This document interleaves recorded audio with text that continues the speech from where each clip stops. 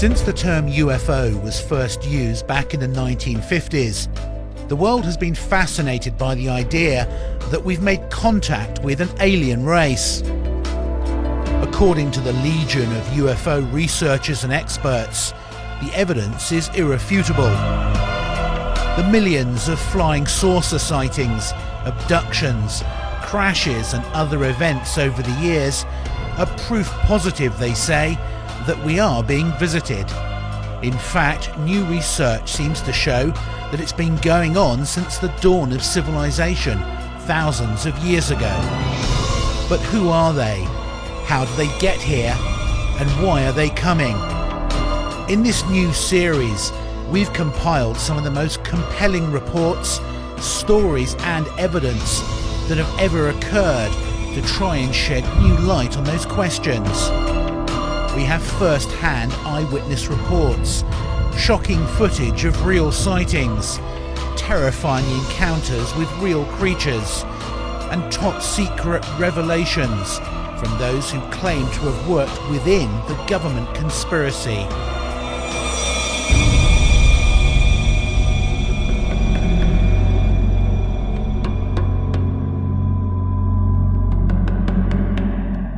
Perhaps the greatest of all the conspiracies is the existence of a secret UFO base out in the Nevada desert called Area 51. But is it true? Are the US government covertly back-engineering crashed flying saucers?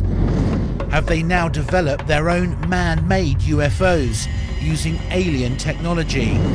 And what are all those bizarre lights in the night sky? Those who claim to have worked out there say yes, Area 51 is America's secret UFO base.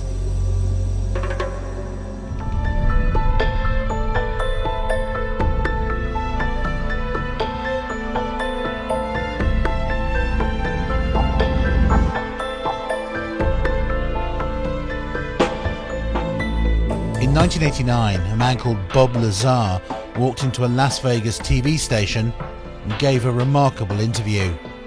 He said that he'd worked out in the Nevada desert at a top-secret facility known as Area 51. He said he worked on a highly classified project, reverse engineering recovered alien spacecraft. His story was a worldwide sensation, and Area 51 became a household name, synonymous with UFOs, secret projects, and little green men. And yet, neither the US government nor its military have ever denied his claims, and they still don't officially confirm that Area 51 exists, despite satellite photos proving it does. Many dismiss Bob Lazar as a fantasist, and yet others see him as a whistleblower, exposing a government cover-up of UFOs and alien contact.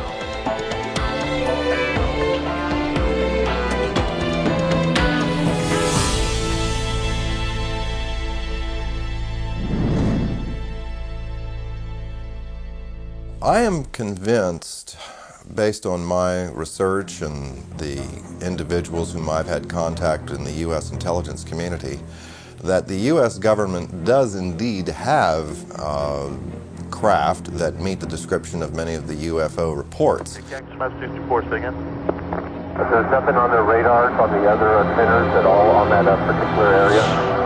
My personal opinion, based on comments I've gotten from the Deputy Director for Science and Technology at CIA, would seem to indicate that Bob was perhaps an unwitting participant in a program designed to introduce someone with a technical background to some elements of the UFO research projects going on out at the test site. Any traffic up our left wing right now? I've got some tests up here 9 o'clock and about 12 and 31 west. I have no doubts that Lazar actually was in a place where top secret investigations were going on. I'm not sure about all the details that have emerged from his account, but he certainly gives me the impression that he was actually there. Do I believe Bob Lazar? My answer to that is yes. And heck, it's going on 8 years that I've known him. His story has never changed. He wasn't in it for publicity. He surely wasn't in it for the money. He lost everything he had. I believe he's totally sincere.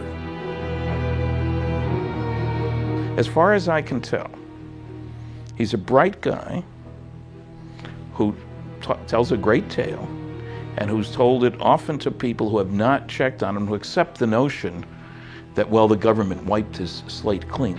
Basically, I think he had an experience. I think he saw some things that shocked him, was subject to some conditions and experiences that were very unnerving to him and very profound. I've got something unusual, and I was wondering if you all happen to know of anything going on out here. He said you would love to see what's out there because it's like beyond science fiction. He said, and I wish I could talk to you about it, but I can't. And that's as close as he ever got to telling me anything that happened out there. You'll find many people who have seen these discs. Question is, where do they come from? Bob Lazar may be one of the few people who can tell us that they're from somewhere else. I've no doubt that there's a relatively small number of people within the intelligence, military intelligence and scientific and technical intelligence community who are aware of what's going on, and an even smaller group who are actually organizing top secret research into this phenomenon.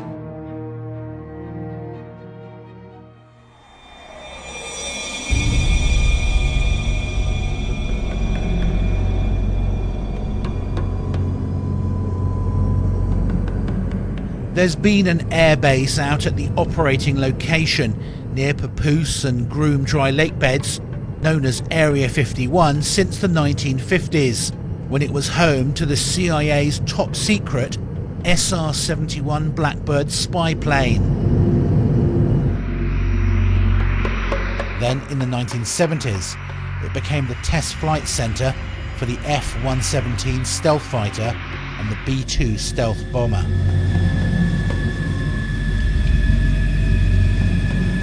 It's fairly public knowledge that we have a super secret facility in the mountains in northern Nevada, referred to as Groom Lake, Area 51 of the Nellis Air Force Base test range.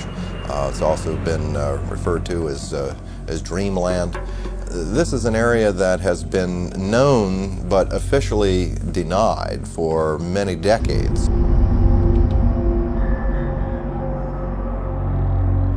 All of our super secret aircraft have been developed and test flown out in this particular area. So it only makes sense that if you have something as sophisticated as a flying saucer and the related technology to that, that would certainly be one of the prime locations you'd want to go.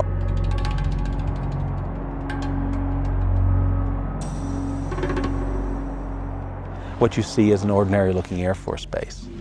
It's nothing to write home about, but because the government won't talk about it, everyone wants to see it. The military has never said there are no UFOs. It's never directly denied any of the Area 51 stories. It would have been so simple when these claims came out, these Papoose Lake claims, for the military to simply say, look, we have nothing there. They could take a few reporters to this area and show them, nothing there. The military hasn't done it. The military has stonewalled. It has remained silent. And that's the most damning thing that they can do. Area 51 to this day is not acknowledged. That is to say, the Air Force does not admit that it exists. This status has been maintained very carefully, particularly in the last few years. The puzzle is that the base has clearly been very active for quite a while, and you can see that there are about 700 to 1,000 people traveling from Las Vegas every day. So essentially the bulk of what has gone on there in the last 10 years has not emerged from the black. This airplane the program was terminated. The airplanes were put in mothballs for 20 years before they admitted the existence of the aircraft. There's programs that they're working on today that are 50 years ahead of anything that you and I can even conceive of, and that we may never see the light of day. Would you say it's America's most top secret military base? As far as an operational test facility, it's probably the most secret test facility in the free world, yes. So there is no question that the facility is there, and the government has said very little in the past about it. Now, the real question, I suppose, is, are there any flying saucers out there?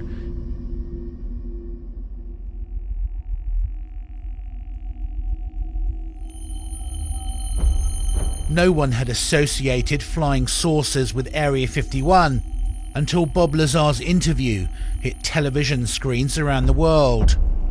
He said that he worked at an underground facility called S4 on a top-secret project that was codenamed Galileo. They would call it a specific time. For instance, the operator would say, "Mr. Lazar, it's now 4:15 a.m. We expect you to be at McCarran Airport at 4:45. Your plane will be leaving at such and such time." I'd drive there, check in, board the plane, and the plane would fly out to Groom Lake. It would land there. I'd get off the plane and wait, and there would be a bus to take me and whoever else was going to S4, Papoose Lake, which is about 15 miles south of there, and then I would check in at S4. Tell me about how you felt on your very first trip out. The first trip out there, it was actually very exciting because it seemed so cloak and dagger to me, especially after I got in the bus with the blacked out windows. I kind of thought that was neat. Drove out to the site, and then it was checked in, guards walking around with guns, and I was sure what I was working on was going to be pretty fascinating. He says that within a few days of working out at S4, he was shown an actual flying disc in one of the hangars. When I was brought in by bus, and for the first time, one of the hangar doors, the one on the end, was open. The bus drove up and we stopped there, and clear as day, in the hangar, taking up almost all the hangar, was the disc. Looked like something right out of a science fiction movie.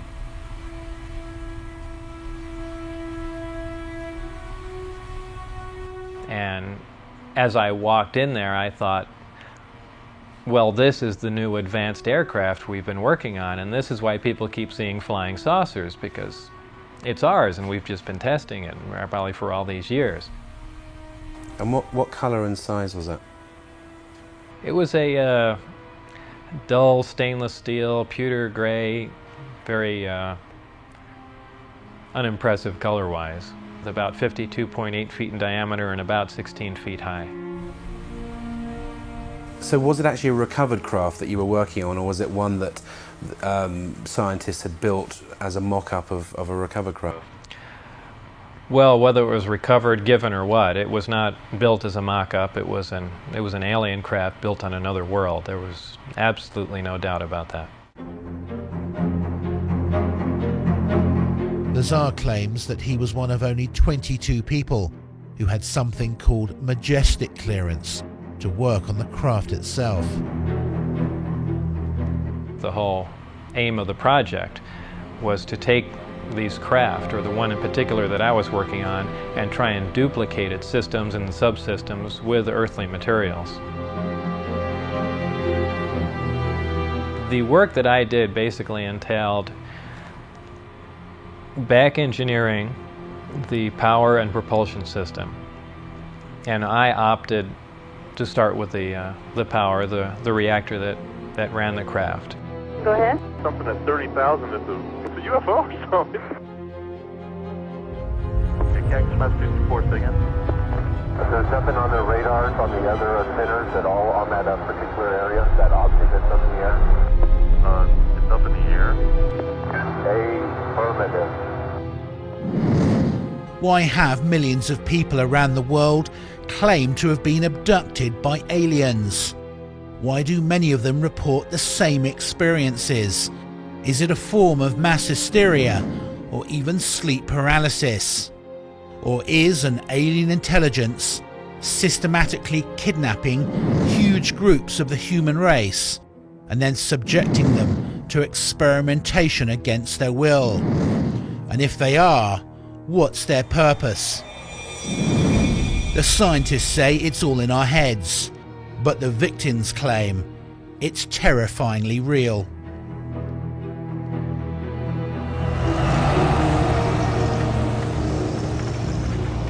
One of the most infamous alien abduction events ever recorded happened in Arizona in 1975. Travis Walton, Mike Rogers and 5 other lumberjacks were driving home through the forest when they saw what they thought was a UFO through the trees. Well, as I stopped the truck there, the guys were yelling at me to stop the truck. They'd seen something off to the right there clearly after we broke through a group of pine trees there. We looked over to our right, and there, hovering above the ground, 20 feet or so above the ground and about 100 feet from the truck, was a large glowing object. Travis, of course, had jumped out of the truck and had gone up and started walking up, right up underneath it. Well, I was just thinking that this thing was just going to take off and it would be gone before I got up close. Get out of there! What is it? I don't know what that is.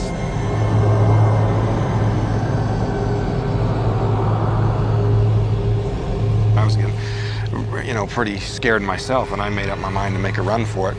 And when I raised up, wham, something hit me. It's just like a physical blow. It's kind of a tingling, shocking sort of feeling and I just blacked out. I jerked my head back around to see what the source of the light was, and here's Travis flying back through the air. He landed some distance from where he'd been standing and landed flat on his back.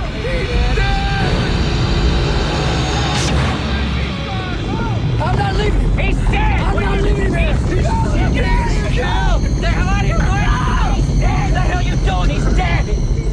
It turned from apprehension, scared, into horror, and the guys in the back seat were yelling at me to get the hell out of there, and I hit the gas, and we were gone down the road.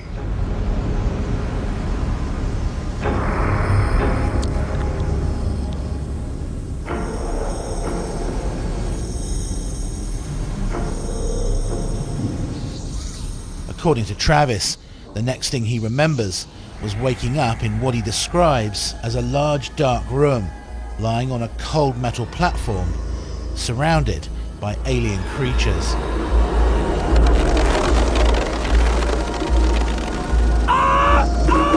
I just flipped out. I just instantly became hysterical. I started screaming. By this point, you realised that you were you must be inside the saucer. Yeah. I was definitely not in a hospital. And can you describe what these aliens look like?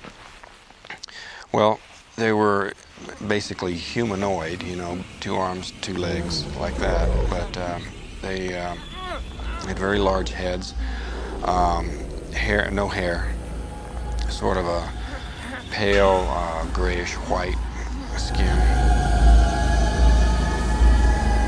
He says that he remembered a large surgical instrument being lowered down onto him and used to remove fluid from his eyes.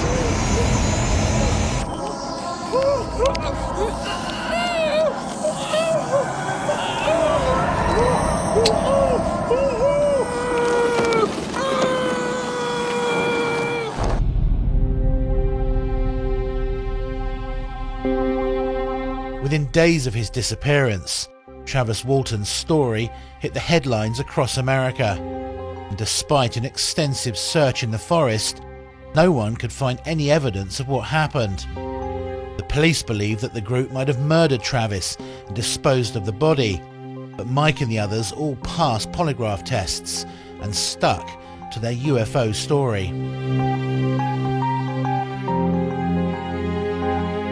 And you and the other lads in the truck were convinced that you'd seen a UFO and that it had taken Travis? We weren't convinced that we had seen a UFO. We were absolutely positive that we'd seen a UFO. It wasn't just a UFO, an unidentified flying object. This was a definite flying object. It was very close, very vivid, and etched in my memory forever.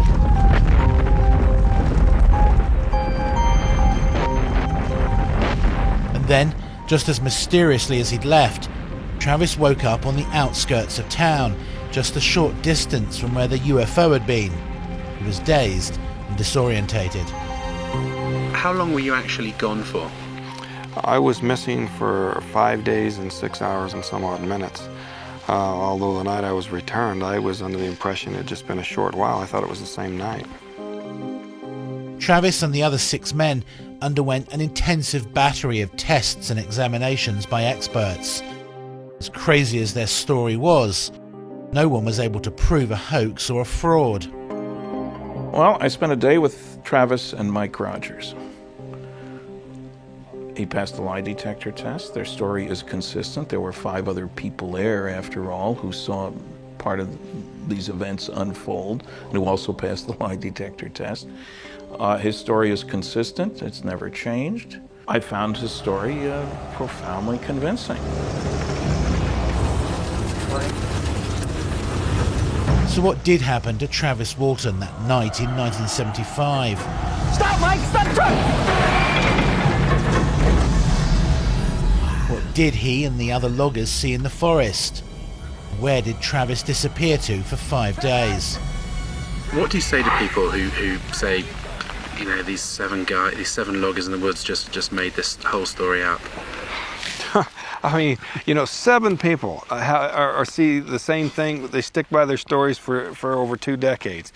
You know, all of us have taken polygraph tests. Every theory more than one polygraph test. Every theory the skeptics come up with is just, you know, just absurd and easily proven so.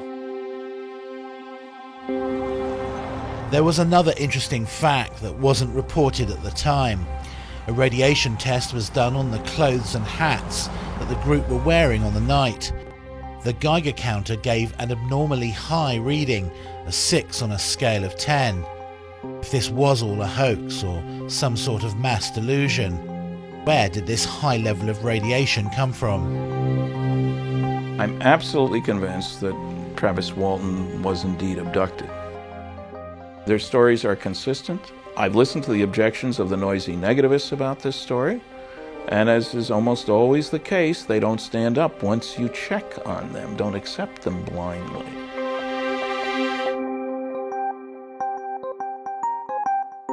I'm convinced he's telling the truth, along with Mike, because of all this peripheral stuff, polygraphs, etc. The debate about whether alien abductions are real has raged for decades. For abductees, the experiences are vivid and frightening events, many with physical interaction with aliens and spacecraft. But the skeptics say that what they are really experiencing is a form of severe sleep disorder. The more I hear about abduction stories, particularly the ones that happen in bed at night when people are asleep, the more I can see the similarities between that and what's called sleep paralysis. Sleep paralysis is surprisingly common, something like 30% of people have it. When you're dreaming, you have to be paralysed.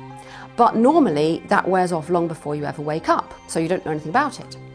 But sometimes the mechanism goes wrong so that you wake up and you're still paralysed.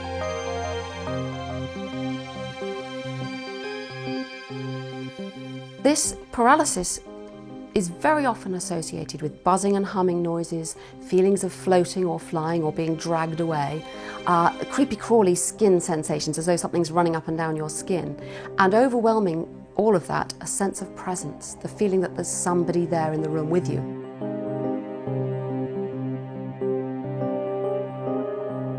And when it wears off, you just, oh phew. If you don't know what it is, it can be pretty frightening. Now, you can see the many similarities between that and alien abductions. I think a lot of alien abduction accounts are in fact elaborations of sleep paralysis.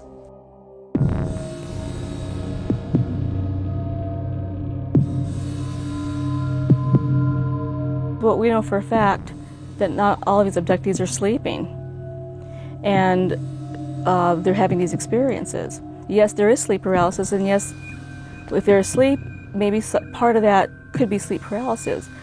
But when a person's sitting up in bed reading and a bright light floods their room and they become paralyzed and can't move and they feel something is in their room, how do you explain that? How do you explain people driving on the highway? They're not asleep. and they're not always by themselves. So they're not making this up because they have witnesses. This is inherently unbelievable. This is the fringe of the fringe. People are telling us that they're being abducted by aliens from another planet. This is prima facie evidence of mental instability and has been for many, many years. For the first 30 years, 20 years of this phenomenon, all we did was search for psychological and psychiatric reasons for why this could be happening. We've got to find the reasons for it because it's obviously psychological. It can't be happening the way people are describing it. Well, it's not psychological and it's not psychiatric, and it is happening, I think, by and large, the way people are describing it. And I think that what we're looking at here is a physiological program of exploitation by one species of another.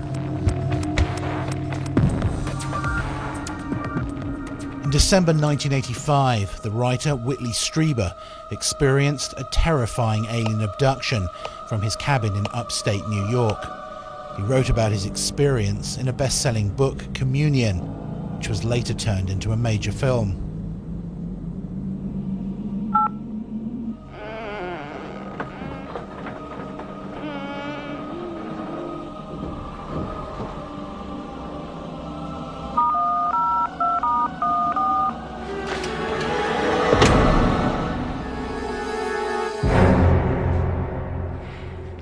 Someone there.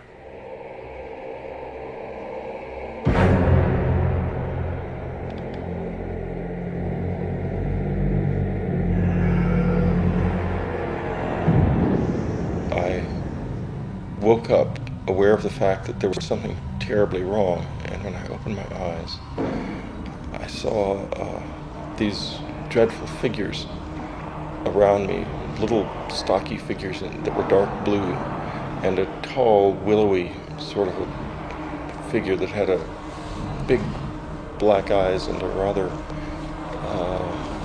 snout-like sort of narrow face. And I thought I was having a nightmare. I kept trying to wake up again, and I couldn't because I was already awake.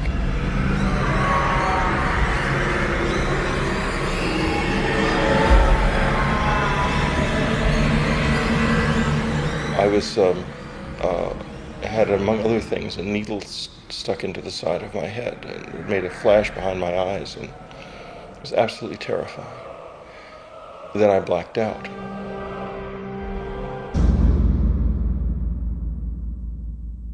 One of the things that abductees have described over the years are these sort of unusual staring procedures where an alien will come and stare directly into their eyes at a distance of a few inches or 1 inch or even touching forehead to forehead.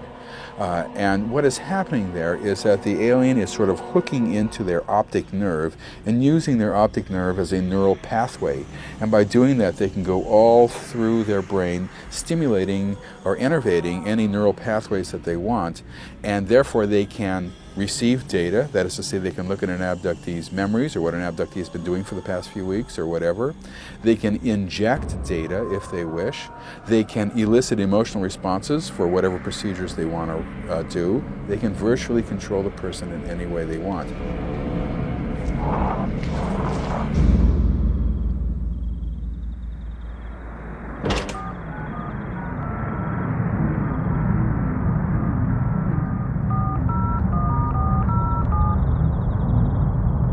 Just what occurred up at the cabin remains a mystery.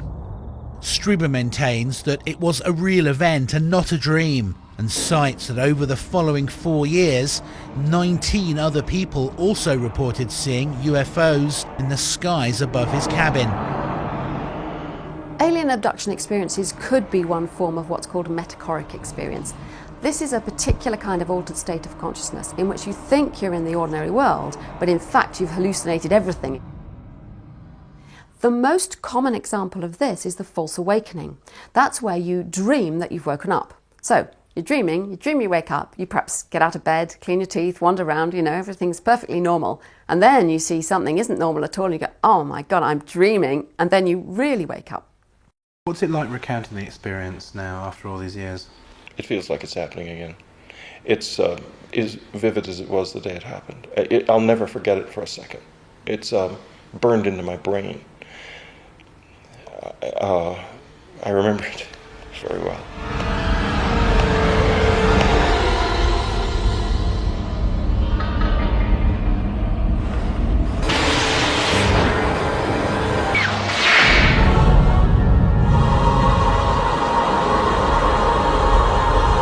I've met Whitley Strieber on a number of occasions, and I am totally convinced that he's being entirely truthful about his experiences. He is undoubtedly someone who has undergone some quite extraordinary experience. Whether it's extraterrestrial or not, I don't know. I'm not sure that he would necessarily label it in that way. But it's alien, certainly in the sense that it's alien to our understanding.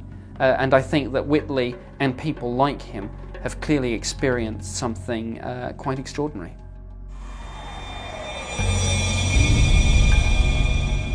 Without a doubt, the Roswell incident back in 1947 is the most infamous of all UFO crashes.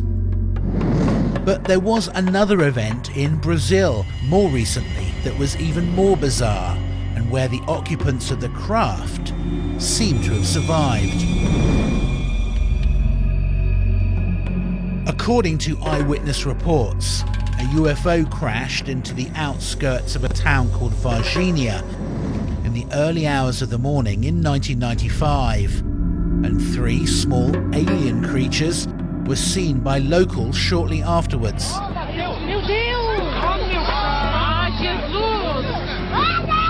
In an interesting coincidence, a number of strange lights in the sky had also been seen that night, one of which had been captured on home video.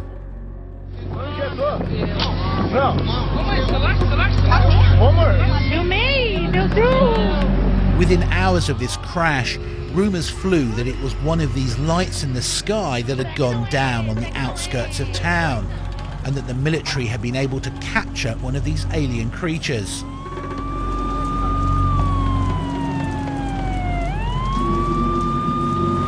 For many in the UFO community, this incident in Varginha became the most significant event since the crash in Roswell nearly 50 years earlier. We know we have a lot of evidence here, and there is a huge cover-up in Brazil since January 1996. I do believe we were visited by alien creatures who were captured by the militaries, and I want to know what happened to these creatures. I think the whole world wants to know if these creatures are still in Brazil, and definitely what happened to them.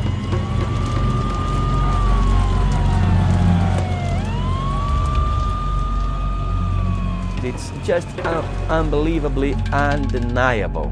Undeniable. Now, it doesn't matter what the military say, they are hiding. They are hiding. They do have captured aliens in Brazil alive.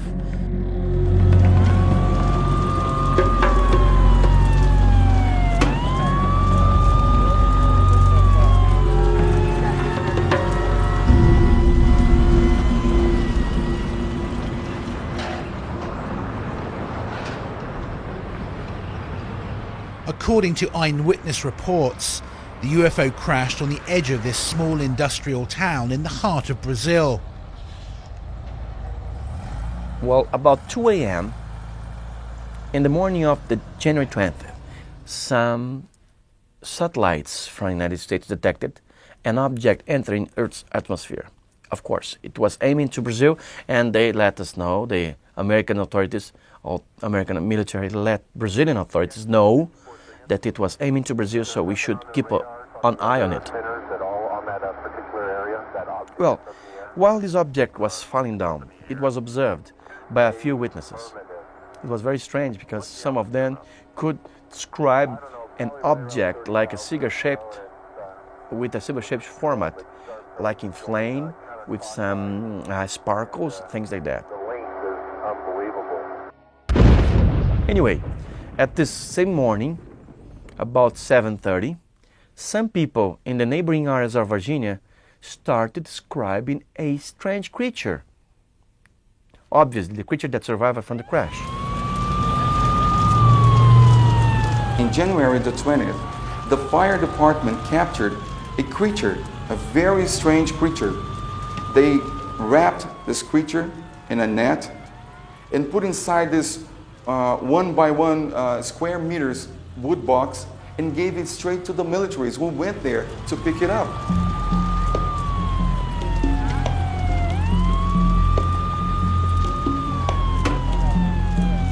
They said it was a terrible smell of ammonia, burning the noses, they couldn't breathe, and it was a very ugly creature.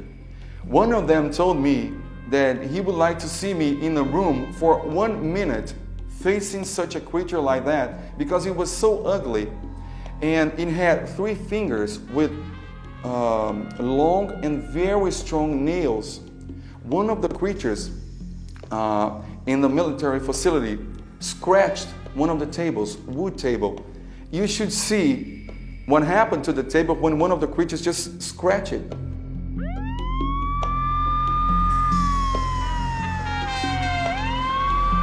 Well, when they first understood what was going on, they got really astonished because all of a sudden, Brazilian militaries were right in front of an alien being.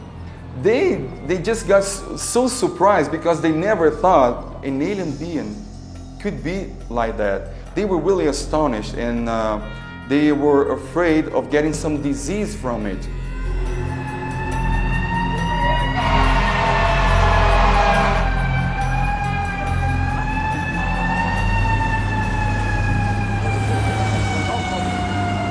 The description of the bodies connected with the Varginha case makes it sound much more like they were cargo than crew. They seemed to be woozy, they didn't have any clothes, the little horns, the color of the skin and stuff. Their reactions did not imply particularly high intelligence. Now, who knows, maybe this was a crew from a different place, and we don't know what their mental capabilities were or something like that. But you just don't get the feeling, looking at the drawings that have been made, the testimony of the witnesses, that we're dealing with particularly sophisticated aliens here. And I can imagine a cargo craft that ran into some kind of a problem, pilot error is common apparently, in which these guys were set loose and weren't really the operators of the craft. Clearly something unusual happened, but there are a number of alternatives which do first need to be explored. One possibility is that we need to look at the likelihood that we had some sort of satellite re-entry, space debris coming into the Earth's atmosphere at high level. Clearly we do have some indication that NORAD passed a warning to the Brazilian national authorities that there was indeed some high-level event taking place. So that is the first thing that I think UFO researchers and others need to consider here. Any time that you have accounts, particularly if there are of sightings late at night, of bright lights seen very close above the ground, a lot of activity going on, what you may be dealing with is the military carrying out some sort of night manoeuvres. Now, you can have military trucks, obviously brightly illuminated with headlights and all sorts of other freestanding lights, for example. You could even have a low-flying helicopter actually hovering very close to the ground or actually indeed on the ground. And in some meteorological conditions, and I'm talking about the wind here, you need not necessarily hear a great deal of noise until you get very close to it. According to reports, a combined team of army and firemen removed something or someone from the crash wreckage and then took them to the local hospital.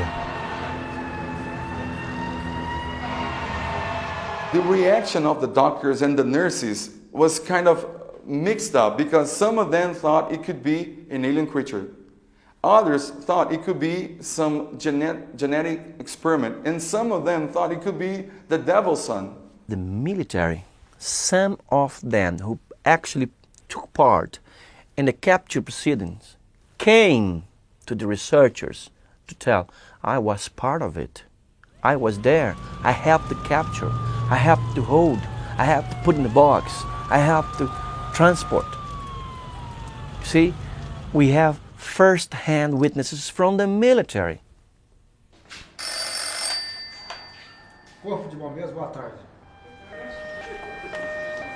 The local fire station confirmed that they were called out to an incident on January the 20th, but their commander denied that any UFOs or aliens were involved.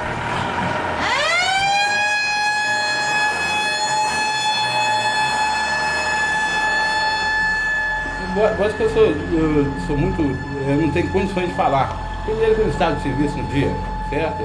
Quem estava de serviço no dia é o sargento chefiando a equipe, né? Mas que pela informação aí que a gente tem, tanto faz como a imprensa, né?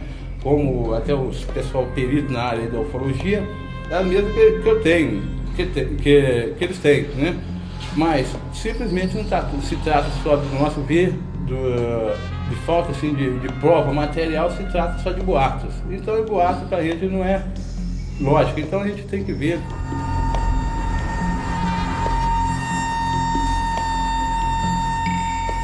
Com força até profissional, nós não convivemos com boatos, mas porém com a lógica.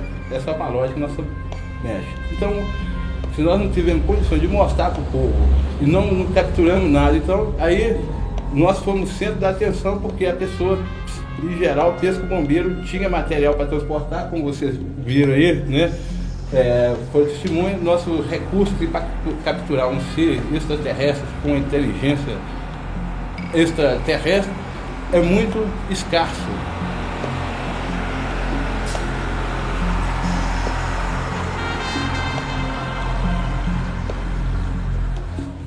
Não, nós tivemos só o período, né? O período que foi o máximo, né? O pessoal procurou divulgar, procurou procurar com a gente respostas que a gente não tinha, né? Coisas que é difícil. Então foi muito interesse que tiveram, porque é uma curiosidade. Nós, povo brasileiro, nós precisamos de heróis e de fato novo. E surgiu um boato que é um fato novo.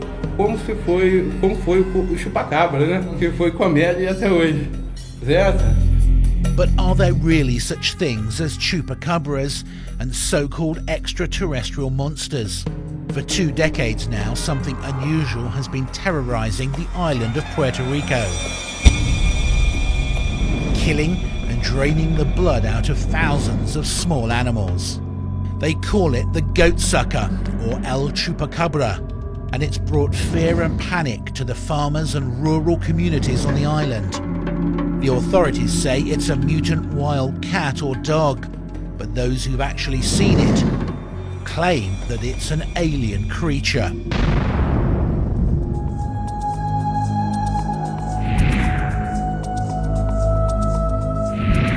For years, bizarre reports of this chupacabra have been coming out of this Caribbean island. Interestingly, it also plays home to the Arecibo Space Observatory, which for years has been trying to make contact with alien life out in space. Given the chupacabra reports, it may not have only received a reply, but a personal visit. Since the early 90s, Puerto Rico has been living in fear of this alien creature. It's called the goat sucker because, like a vampire, it sucks the blood out of its victims' necks.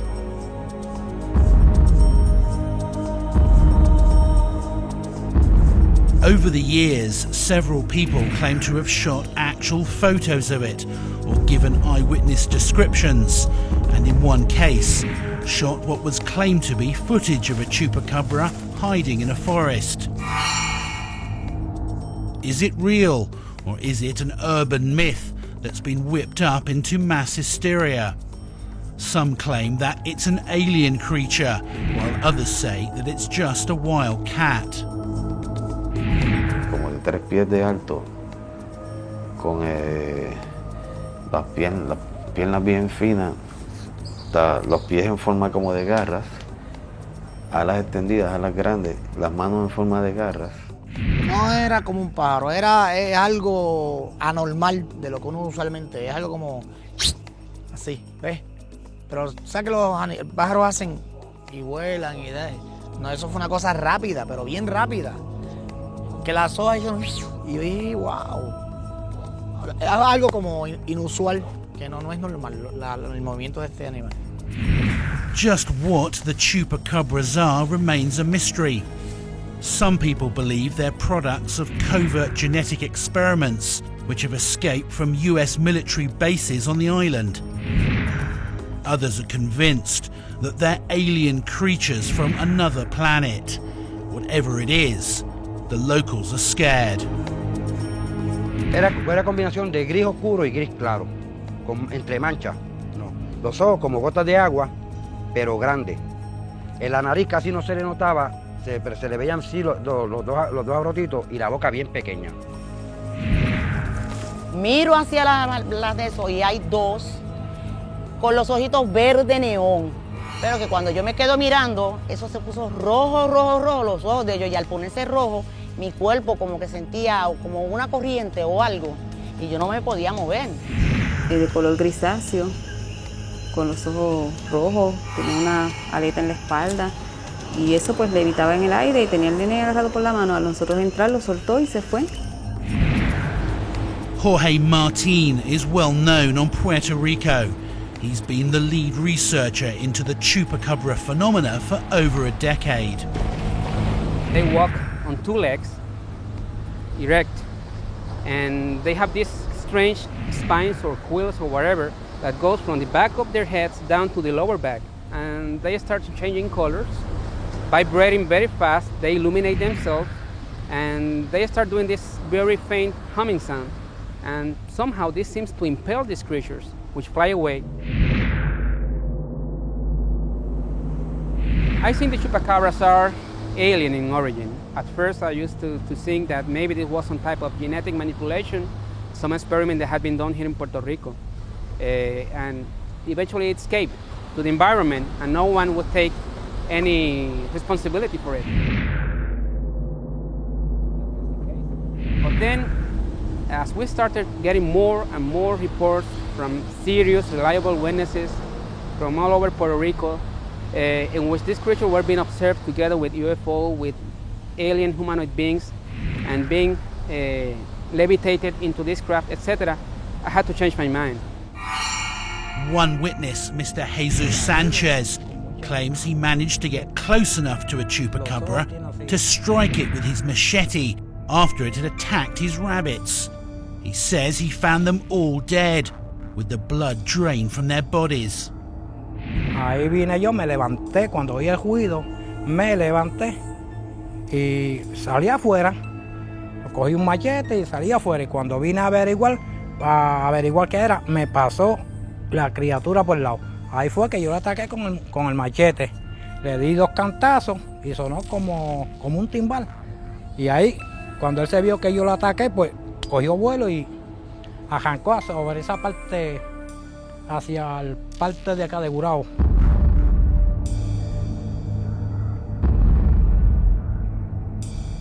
Las marcas que dejó en los animales es una cosa increíble que ninguna persona humana lo hace. Es más, yo le voy a decir, un doctor no hace esas cosas que me hizo esa criatura. Le metió unos agujeros que eran como una aguja de coser por ahí para abajo, por las venas.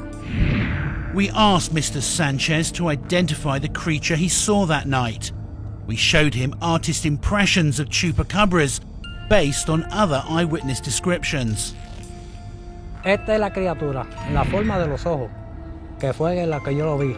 Lanudo así, uñas así, y los dedos de los pies, que eran 4 que tenían así. Esa es la que yo he visto por ahí. Unos dicen que son monos, los monos no vuelan, el que diga que es mono pues está mintiendo. Eso tiene que venir de otros lados, de otro planeta.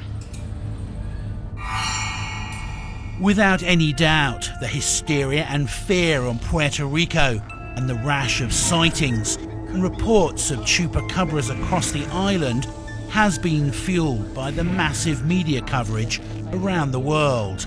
The goatsucker is big news. El Chupacabras, which means goatsucker in Spanish, has the nation talking, and it's thought its victims list sheep, cows, horses and pigs.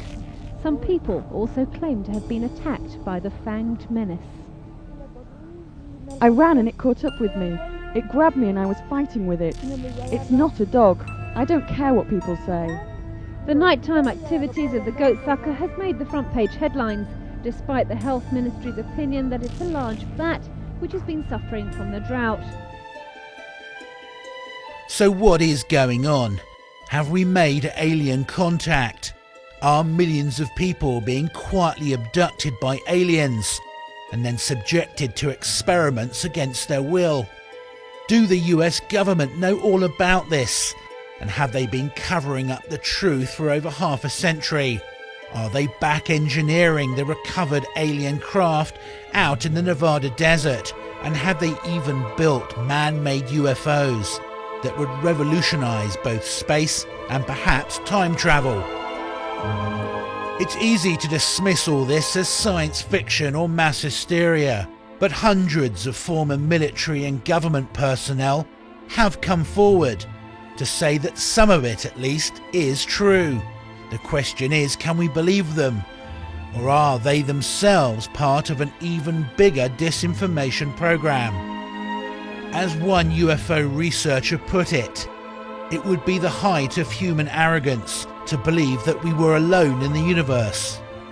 But until we can all see an alien body or UFO up close with our own eyes, then we'll remain curious and fascinated, but still unconvinced.